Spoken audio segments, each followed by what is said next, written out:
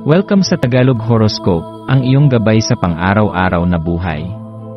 Hatid namin ang pinakadetalyadong horoscope na magsisilbing gabay mo sa pera, trabaho, pag-ibig, kalusugan, at swerte.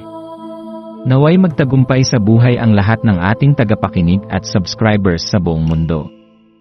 Maraming salamat sa pag-subscribe at tanggapin ang siksik, liglig, at umaapaw na biyayang hatid ng Tagalog Horoscope.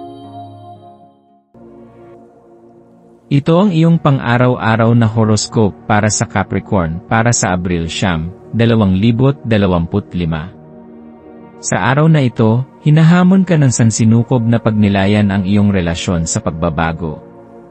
Karaniwan kang nakakahanap ng kapanatagan sa katatagan at nakasanayang gawi, at hindi mo palaging gusto ang biglaang paglihis mula sa iyong nakasanayan. Gayunpaman, ang enerhiyang bumabalot sa iyo ngayon ay tila isang banayad na paalala na ang buhay ay isang patuloy na pag-agos, hindi ito nananatili sa isang estado lamang. Isang paanyaya ito upang buksan ang iyong sarili sa posibilidad ng pagbabago, upang suriin kung paano ka maaaring mas lumawak, mas lumago, at higit pang lumalim sa iyong pangunawa sa sarili at sa mundo sa paligid mo. Sa pagharap mo sa mga pangyayari ngayong araw, subukan mong tanungin ang iyong sarili, ako ba ay masyadong kumakapit sa aking nakagawian? Minsan, ang pagiging komportable sa isang estado ay maaaring magbigay ng ilusyon ng seguridad, ngunit kung masyado kang natatakot sa pagbabago, maaaring hindi mo namamalayan na nililimitahan mo ang iyong sarili mula sa mas magagandang posibilidad. Ang pagbabago ay maaaring dumating sa iba't ibang anyo, maaaring ito ay isang bagong pananaw, isang bagong pagkakataon, o kahit isang simpleng paglipat mula sa isang lumang gawi patungo sa isang mas mainam na diskarte sa buhay. Sa halip na labanan ito, subukan mong yakapin ito ng may bukas na kaisipan.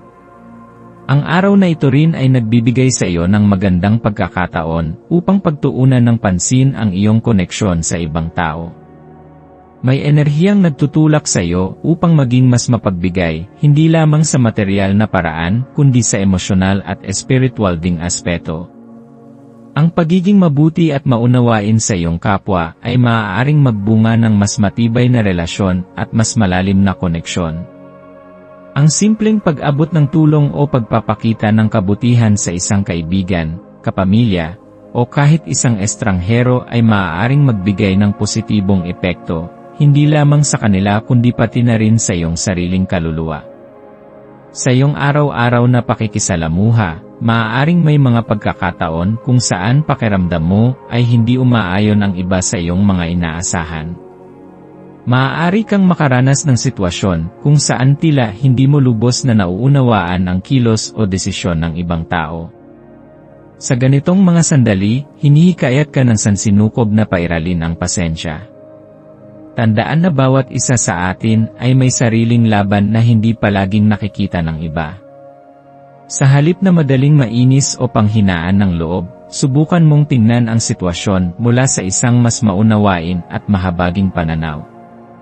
Habang patuloy mong tinatahak ang iyong araw, makakahanap ka ng kapanatagan sa simpleng mga bagay, ang kagandahan ng kalikasan, ang tahimik na sandali sa sarili, at ang kalmadong enerhiyang hatid ng pagiging isa sa kasalukuyang sandali. Kung mayroon kang pagkakataon, lumabas at maglakad-lakad. Huminga ng malalim, damhin ang init ng araw sa iyong balat, at hayaang ang koneksyon mo sa kalikasan ay magsilbing daan upang malinis ang iyong isipan mula sa mga alalahanin. Sa pamamagitan ng pagyakap sa katahimikan at pagpapahalaga sa kasalukuyang sandali, maaari mong maramdaman ang isang bagong lakas na magdadala sa iyo patungo sa mas malinaw na direksyon sa buhay. Sa aspeto ng iyong personal na buhay, ito ay isang magandang panahon upang palalimin ang iyong mga relasyon. Ang tunay na koneksyon ay hindi lamang nakabatay sa mga magagandang sandali, kundi pati na rin sa kakayahang maging tapat at bukas sa isa't isa. Kung may bagay kang nais ipahayag sa isang mahal sa buhay, huwag mong ipagpaliban ito. Ang komunikasyon ay isang mahalagang tulay sa mas malalim na ugnayan, kaya huwag kang matakot na magsalita ng tapat at may pagmamahal. Sa larangan naman ng trabaho o negosyo, Hinihimok ka ng enerhiyang ito na maging mas praktikal at masusing suriin ang iyong mga plano. Ito ay isang araw upang bigyang pansin ang maliliit na detalye at tiyakin na ang lahat ng iyong ginagawa ay nakaayon sa iyong mga layunin. Ang pagiging organisado at sistematiko sa iyong paraan ng pagtatrabaho ay maaaring makatulong upang mapahusay ang iyong produktibidad at makamit ang mas magagandang resulta. Ang iyong maswerteng kulay ngayon ay berde, isang kulay na sumisimbolo ng balanse, paglago, at kasaganaan. Ang pagsusuot ng kulay berde o ang pagkakaroon ng anumang bagay na may ganitong kulay ay maaaring magbigay sa iyo ng enerhiya ng pagpapayabong at pagpapalakas ng loob. Samantala, ang iyong maswerteng numero ay 5, 8 at 22. Ang mga numerong ito ay nagdadala ng enerhiya ng pagiging matatag, malikhaing pananaw, at tamang direksyon sa buhay. Para sa iyong maswerteng gawain, ito ay isang mainam na araw upang linisin at ayusin ang iyong tahanan o workspace.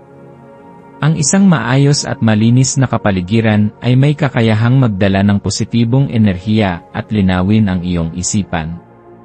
Maaari mo ring subukan ang pagsusulat ng iyong mga layunin at pangarap sa isang papel upang mas maipahayag mo ang iyong mga nais at mas madali mong makita ang mga hakbang patungo sa katuparan ng mga ito. Habang papalapit ang pagtatapos ng araw, bigyan mo ng oras ang iyong sarili upang magpasalamat sa lahat ng natutunan mo. Bawat araw ay isang hakbang patungo sa mas mataas na kamalayan at mas malalim na pag-unawa sa iyong sarili at sa mundo sa paligid mo. Ano man ang mga hamon o tagumpay na iyong naranasan ngayong araw, tandaan na ito ay bahagi ng isang mas malaking larawan, isang larawan ng iyong patuloy na pag-unlad at paglalakbay tungo sa mas maliwanag na kinabukasan. Yakapin mo ang pagbabago, magtiwala sa proseso, at huwag kang matakot sa mga darating pang pagkakataon upang lumago at umunlad. Ang sansinukob ay nasa iyong tabi, gumagabay sa iyo sa bawat hakbang ng iyong landas.